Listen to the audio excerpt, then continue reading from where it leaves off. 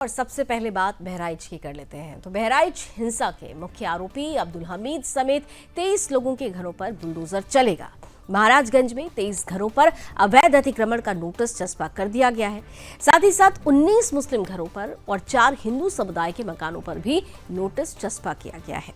सभी को 3 दिन में जवाब देने के लिए भी कह दिया गया है। इसके बाद अवैध अतिक्रमण हटा दिया जाएगा। नोटिस में लिखा है कि अगर ये निर्माण नियम के अनुसार है तो इसके कागजात डीएम ऑफिस में 3 दिन के अंदर दिखा दें, नहीं तो अवैध निर्माण को पुलिस बल के साथ हटा दिया जाएगा। बहराइच के महसी इलाके के महाराजगंज में पीडब्ल्यूडी के कर्मचारी कुछ पुलिस वालों के साथ नोटिस चस्पा करने पहुंचे थे। नोटिस अब्दुल हमीद के घर पर भी चस्पा किया गया। वही अब्दुल हमीद जो बहराइच हत्याकांड का मुख्य आरोपी है, अब हिंसा के बाद एनकाउंटर और अब बुलडोजर वाली सियासत खूब ज्यादा गरमाई हुई है।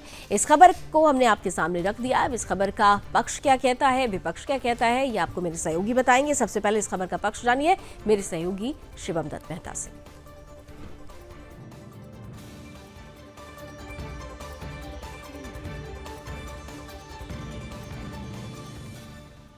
धन्यवाद लावनी। खबर का पक्ष बता दूं, सबसे पहले जहां हम इस खबर के पक्ष की बात कर रहे हैं तो आपको बता देते हैं कि प्रशासन की तरफ से कैसे बुलडोजर एक्शन की तैयारी की गई है। उसी के लिए आपके लिए हमने ग्राफिक्स तैयार किए हैं ताकि आप मामले को और बेहतर ढंग से समझ सकते हैं। चलिए कुछ ही पलों में आपकी टीवी स्क्रीन पर ये लीजिए, दंगे के खिलाफ बुलडोजर तैयार। दंगे वाले इलाकों की रेड मार्किंग हुई है, ये इसमें अपडेट है।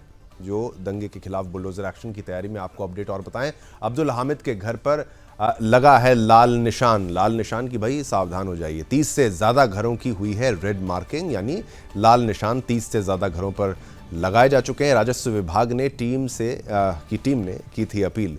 तो आपने देखा अपने इस तरीके से बुलडोज़र कार्रवाई को अंजाम में लाने की पूरी तैयारी हो चुकी है। बुलडोज़र कार्रवाई से लेकर आरोपियों पर एक्शन को लेकर जब यूपी सरकार से सवाल पूछे गए तो बीजेपी के नेताओं ने विपक्ष की सियासत की हेकड़ी निकाल दी। सुनवाते हैं आपको क्या कुछ कहा है उन्होंने और फिर खबर का विपक्ष आपके सामने रखेंगे विकास। पुलिस के ऊपर गोलियों की बौछार करेगा तो पुलिस जो है उसको जो है माला पहनाएगी या फूलों की वर्षा करेगी।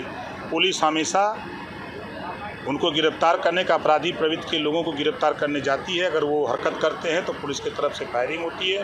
वो चाहे मरे, जिंदा या मुर्दा, उनको पकड़ना है। अपराध अगर करना है तो अंदर ज़मीन के अंदर रहना पड़ेगा या ऊपर जाना पड़ेगा या तो जेल में, और नहीं तो कायदे से जिस तरह कानून चल रहा 7.5 साल से उसी तरह प्रदेश में व्यवस्था रहनी चाहिए। पैर में गोली मारी गई दोनों आरोपियों के, क्या कहेंगे? इस नाते मारी गई है कि उनको पकड़ करके और सबक सिखाया जाएगा।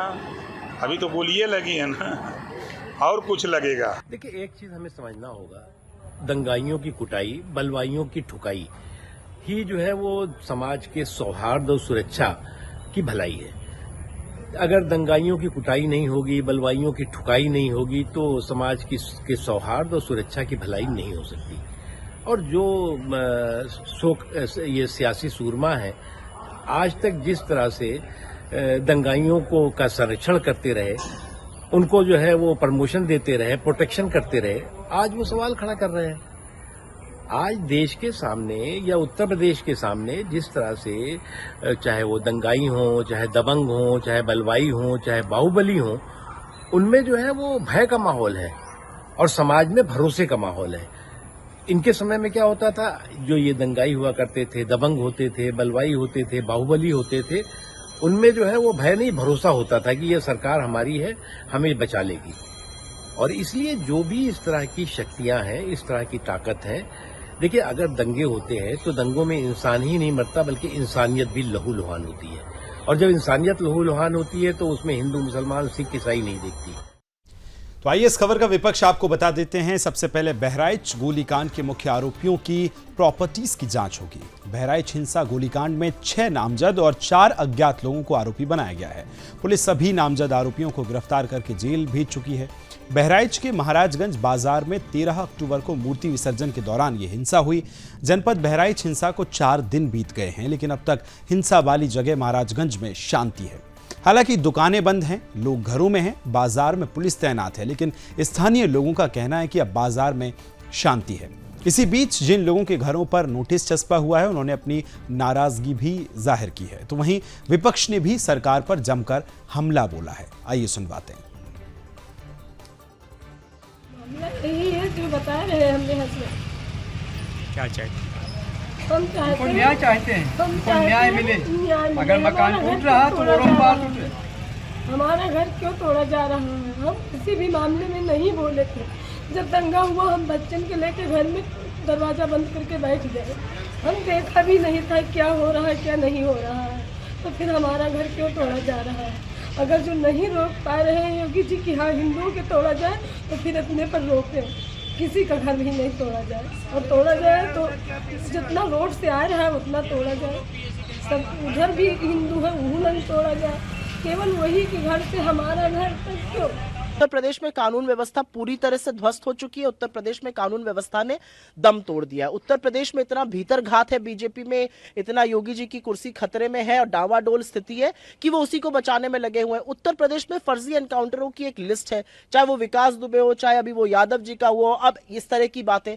मेरा अपना मानना है कि जिस प्रदेश में एडीजी लॉ एंड ऑर्डर को दंगा होने के 48 घंटे बाद बंदूक लेके सड़क पे चलना पड़े, वहां की कानून व्यवस्था आप समझ सकते हैं। उत्तर प्रदेश में हम बार बार शांति बहाल करने की अपील कर रहे हैं। बहराइच के हालात सामान्य होने चाहिए, सामान्य होने के अलावा वो बद से बदतर होते जा रहे हैं। और ये सच है कि उत्तर प्रदेश की जो पुलिस एक रूट पर व्यवस्था नहीं कर सकी, वो एनकाउंटर करने में सबसे आगे रहती है। चप्पल पहन के करना पड़े फिर भी दौड़ के एनकाउंटर करती है। ये उत्तर प्रदेश के मुख्यमंत्री की जो ठोक दो की पॉलिसी चल रही है पिछले कई सालों से, वो उसी का एक एग्जाम्पल है। और हम बार बार कह रहे हैं बीजेपी से, प्रधानमंत्री से और उत्तर प्रदेश के योगी आदित्यनाथ मुख्यमंत्री से कि आपकी ठोक दो की पॉलिसी संविधान के खिलाफ है। आप उत्तर प्रदेश को चलाइए संविधान से, रूल ऑफ लॉ से चलाइए, रूल बाय गन से मत चलाइए। क्योंकि एक बार अगर कोई गलत चीज़ का आप आगाज़ कर देंगे तो वो गलती चलते रहेगी और कोई भी किसी को उठाकर गोली मार देगा। अब आप हमको ये बताइए कि अगर उन दो लड़कों की बहन वो वीडियो जारी नहीं करती कि मेरे दोनों भाई को और एक परिवार के शख्स को सुबह 4 बजे पुलिस आकर उठाकर लेकर गई, तो क्या होता था अभी तक। और दूसरा है कि पुलिस को ये बताना चाहिए था कि उनको अरेस्ट बताना चाहिए था, अरेस्ट भी नहीं बताए। और फिर जहां पर हादसा हुआ और उससे 70 किलोमीटर दूर ले जाकर हथियार छुपाता है अपना, और फिर जहां पर ये एनकाउंटर होता है वो कितनी दूर है उस हथियार दस्तयाब करने की जगह से। तो ये सरासर गलत है, ये एक संविधान की धज्जियां उड़ाई जा रही हैं। उत्तर प्रदेश में लगातार घटनाएं हो रही हैं और ये घटनाएं जो हो रही हैं वो सरकार की नाकामी की वजह से हो रही हैं। सरकार अपनी नाकामी छिपाने के लिए इनकाउंटर कर रही है। इनकाउंटर, नई परिभाषा में हाफ इनकाउंटर और भी कई परिभाषाएं जो सरकार ने बनाई हैं। अगर इनकाउंटर से ही लॉ एंड ऑर्डर बेहतर हो रहा होता तो अभी उत्तर प्रदेश कई आंकड़ों में और प्रदेशों से अच्छा होता। जीरो टॉलरेंस का नारा देने वाले उन्हें खुद अपने आप पर सोचना चाहिए। ये एडमिनिस्ट्रेटिव फेलियर था, सरकार का फेलियर था कि जब वहां पर तय था, पुलिस की जानकारी में था, तो आखिरकार आपने शांतिपूर्ण ढंग से क्यों नहीं प्रोसेशन को ले जाने दिया या उस कार्यक्रम को संपन्न क्यों नहीं।